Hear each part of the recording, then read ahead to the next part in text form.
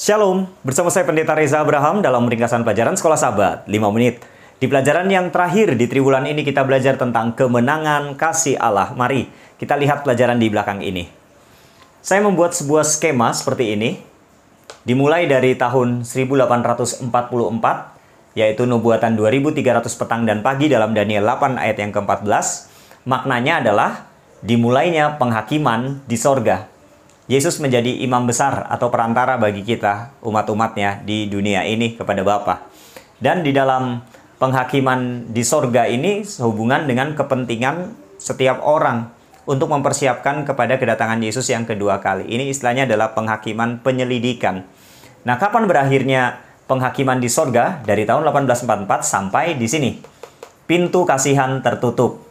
Nah, kemudian pada periode penghakiman di sorga atau istilahnya grafirat sorgawi, maka di sini juga pekabaran 3 malaikat dikumandangkan berhubungan dengan Wahyu pasal 14 ayat 6 sampai 11. Jadi sekaligus pekabaran malaikat disampaikan di dalam penghakiman di sorga dimulai. Di bumi ini ada pekabaran 3 malaikat. Untuk apa? Mempersiapkan umat-umat Tuhan kepada kedatangan Yesus yang kedua kali untuk masuk ke dalam kerajaan sorga. Nah, kemudian pintu kasihan tertutup. Nah, pintu kasihan tertutup ini penghakiman selesai.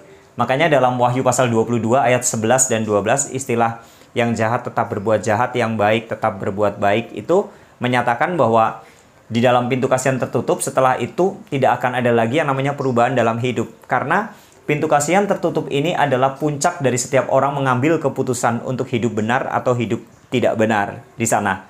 Nah, kemudian setelah pintu kasihan tertutup, maka ada peristiwa yang dicatat namanya 7 malapetaka. Ini dalam Wahyu pasal 16, 17, dan juga 18. Nah, 7 malapetaka ini memang adalah jumlahnya 7 malapetaka yang diberikan dalam bentuk pendisiplinan Tuhan untuk orang-orang yang tidak percaya kepada Tuhan, atau orang-orang yang jahat, atau yang memegang tanda binatang. Nah, pendisiplinan ini sama dengan di Perjanjian Lama ketika Tuhan memberikan disiplin kepada orang-orang Mesir, 10 tulah dengan 10 tulah yang menahan orang-orang Israel untuk keluar dari tanah Mesir pada waktu itu. Jadi ini 7 malapetaka. Dan 7 malapetaka ini juga yang disebutkan di dalam kitab Yeremia sebagai masa kesusahan bagi Yakub. Karena umat-umat Tuhan di sini juga akan mengalami kesusahan, tapi bukan karena 7 malapetaka, tapi karena ditekan, karena ibadahnya terancam, akan ada penganiayaan, hukuman, bahkan sampai perintah kematian bagi umat-umat Tuhan di sini.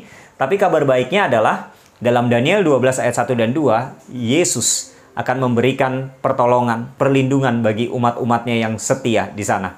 Nah, kemudian setelah 7 malapetaka ini berakhir, maka kedatangan Yesus yang kedua kali, di mana Yesus akan menjemput setiap umat-umatnya yang setia untuk masuk ke dalam kerajaan sorga.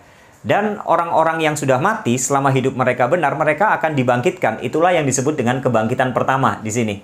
Kemudian orang-orang yang masih hidup, yang hidupnya tidak benar, mereka akan mati. Kemudian orang-orang yang mati, yang hidupnya tidak benar, mereka tidak dibangkitkan. Jadi di kedatangan Yesus yang kedua membawa orang-orang yang hidup yang benar dan orang-orang yang sudah mati yang hidupnya benar diangkat ke dalam kerajaan sorga selama milenium atau 1000 tahun di sorga. Nah, setan dibiarkan sendirian di bumi ini. Itulah istilah yang disebutkan dalam kitab Wahyu, setan diikat dengan rantai. Diikat dengan rantai membiarkan setan sendirian tanpa ada yang digoda. Itu maksudnya di sana. Nah, selama masa milenium di sorga, maka umat-umat tebusan ini bisa ikut menghakimi. Dalam arti mereka melihat catatan dosa, kenapa ada keluarganya yang tidak masuk sorga, akan dijelaskan oleh Tuhan. Setelah 1000 tahun selesai, kemudian di sini kedatangan Yesus yang ketiga bersama dengan malaikat-malaikat, umat tebusan, dan kota Yerusalem turun ke dunia ini. Nah, di sini ada peristiwa kebangkitan kedua, yaitu kebangkitan untuk orang mati yang hidupnya mereka jahat. Nah, kemudian setelah itu ada upaya setan untuk mengajak setiap orang yang sudah bangkit ini untuk menyerang kota Yerusalem. Istilahnya dalam kitab Wahyu Gog dan Magog ya di sana. Nah, kemudian mereka semua dibinasakan oleh api neraka dan mati kekal selama-lamanya. Setelah itu, ada dunia baru, yaitu dunia yang tidak akan ada lagi ratap tangis, duka cita, dan kejahatan. Inilah gambaran yang kita dapatkan di dalam firman Tuhan atau Alkitab dari tahun 1844 sampai dunia yang baru. Secara rinci, waktunya kapan terjadi kita tidak tahu. Pintu kasihan tertutup kita tidak tahu. Kedatangan Yesus yang kedua, kedatangan Yesus yang ketiga, kapan kita tidak tahu. Tapi garis besarnya kita mengerti dan memahami bahwa nanti di akhir sejarah dunia ini akan ada kesesakan, kesusahan.